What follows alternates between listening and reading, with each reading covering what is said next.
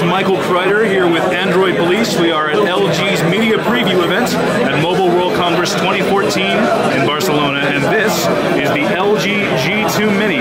This is their smaller alternative to the G2 flagship, and they are showing it off here. As you can see, it is considerably smaller than a flagship device. This is 4.7 inches on the screen, and one of the software features they are showing off that they really like to talk about is Knock On. Now, Knock On was on the G2, and they have a more secure version called Knock Code. And what that is we're going to put in a special code of knocks to open up this phone. So today's knock code is tap, tap, tap, tap, and the screen comes on. So it's just a little more secure than that knock code, and you can personalize it, of course, to get exactly what you want. Now, we'd really like some more variation there. We'd like to see something that's kind of like musical, like dot, dot, dot, dot, dot, but that's not it. It's just zones. So tap, tap, tap, tap, and it should come back on. So an interesting feature, a unique feature. Not sure exactly how useful it's going to be. Now, compared to the G2, the flagship phone, this is a 4.7-inch screen, so it's a good bit smaller, but for something that's actually called Mini, it's not all that small. So this is just a little smaller than a regular 4.7, 4.5-inch phone might be. It is quite small because it's got those virtual navigation buttons, as you can see, just like any sort of Nexus device.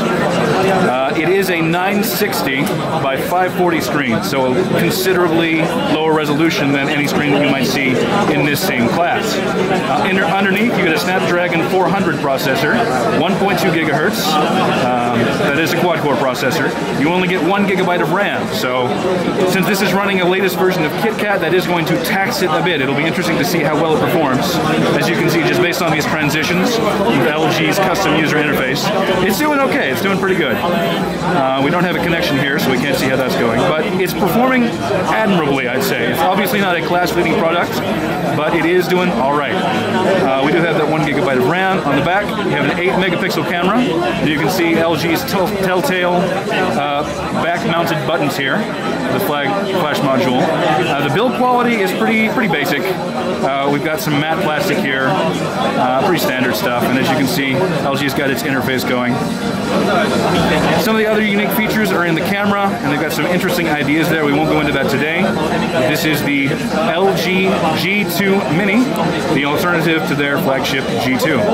Thank you for watching. This is Michael Kreider for Android Police at Mobile World Congress.